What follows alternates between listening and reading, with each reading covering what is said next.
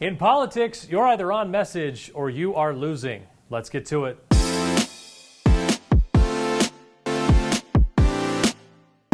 Welcome to On Message, our weekly look at where the battle lines are drawn and who is winning the war of words. This week, testing, 1, 2. The general legislative session began this week with one topic dominating the opening day, and that was COVID. On day one, the Senate passed a resolution to overturn the mask mandate in Salt Lake County, and there are other actions being considered as well. And it all came on a day when nearly 40,000 cases were reported from over the long holiday weekend, and that's after people have been told to just assume they have Omicron if they have any symptoms at all. So that number is likely really only a fraction of all the actual cases. So you'd think that would be enough news on one topic for one day, but policy aside, the media was also very interested in the health status of Senate President Stuart Adams. The Senate spokeswoman announced last week that President Adams had tested positive for COVID, but that he was feeling better and was expecting to be ready to open the session on the 18th.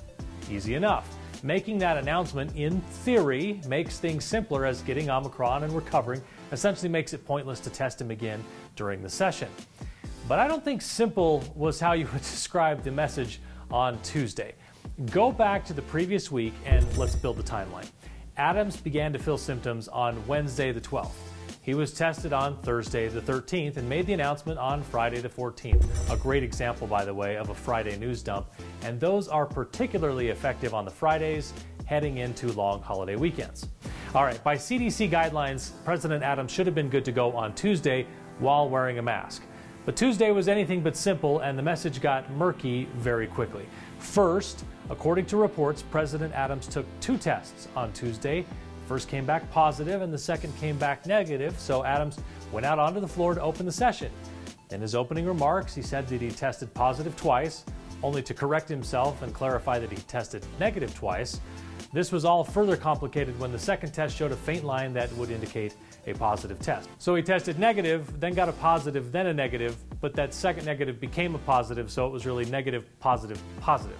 Are you following that? It all led to stories with pearl-clutching headlines and photos of a maskless Senate president shaking hands with Elder Garrett W. Gong of the Church of Jesus Christ of Latter-day Saints after the latter had offered the session invocation.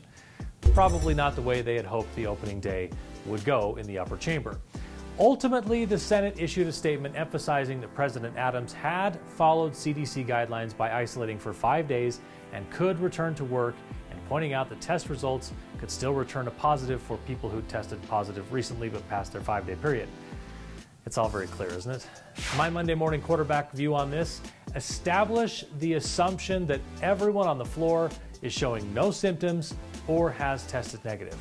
Don't release any test results unless someone tests positive and will be performing legislative duties remotely.